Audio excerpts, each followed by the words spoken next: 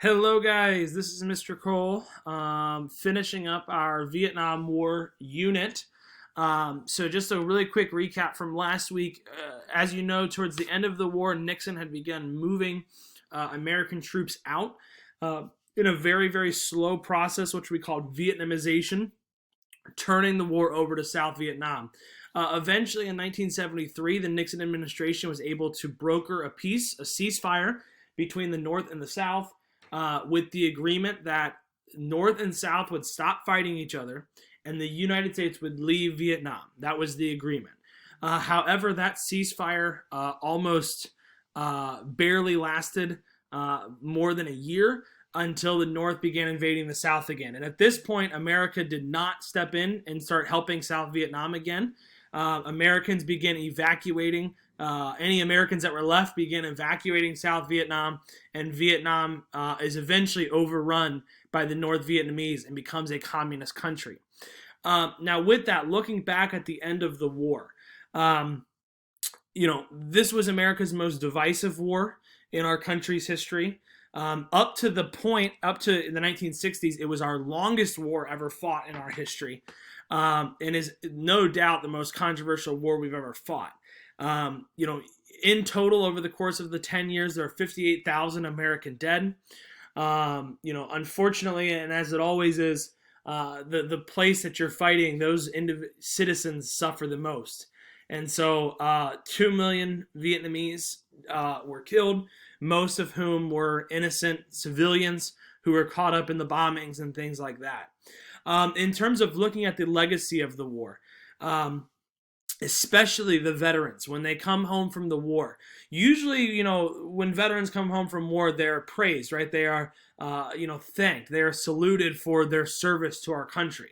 But the war was so divisive that the veterans themselves are often blamed for some of the decisions that were not theirs, right? Most of these soldiers were forced to go to war in the draft, but yet they come home to a nation that is going to call them, and not everybody, but there's going to be people that call them baby killers and call them evil and all these murderers and all these things that, they, frankly, for the average American soldier did not do, right? But they are going to be targeted because they are associated with the war.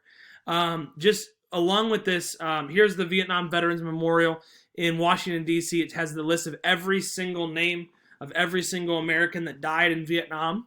Here's I think a very poignant photo of a Vietnam veteran bound to a wheelchair, going and looking at some of the names of some of his buddies that were killed. The medical effects on veterans are going to be really, really awful. The Agent Orange has now been proven to have caused cancer and a lot of other medical issues that America used and that those soldiers breathed in. The injuries they suffered, the post-traumatic stress is horrible in Vietnam veterans.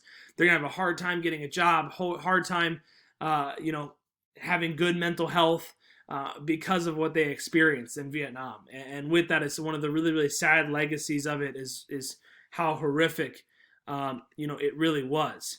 I just have some pictures on here of just some of the horrors that the soldiers have gone through. Is really awful.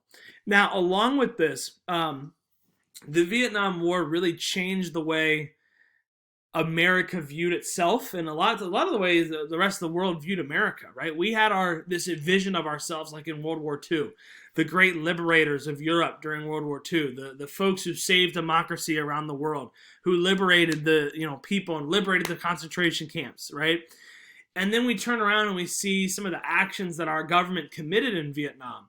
And it creates this real shame in the country for, what does America do, right? And along with this, America just lost. This is the country that just beat Hitler, that just lost to North Vietnamese peasants, right? Who have way less technology than we have. And it, is frustrating to a lot of Americans. Now, some of the things that come after the war, the draft is abolished. So the draft was so unpopular that the draft was no longer used, although they still collect names for the draft. It is not used.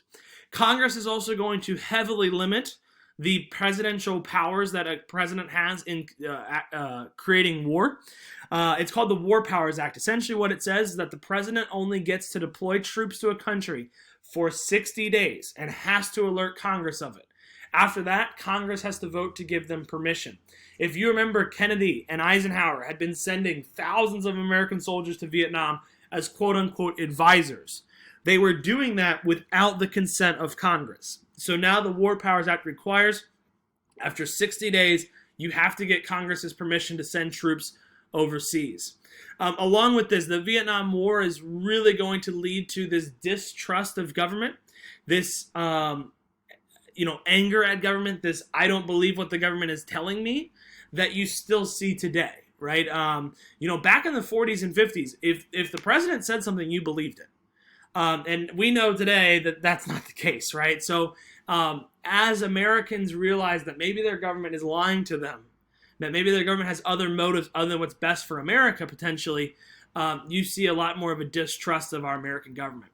And then lastly, because of the Vietnam War, 18-year-olds have the right to vote. The voting age used to be 21, but after people realized the hypocrisy that we will send 18-year-olds to go die in Vietnam, but we won't let 18-year-olds vote, it didn't seem to make sense. So with that, 18-year-olds get the right to vote.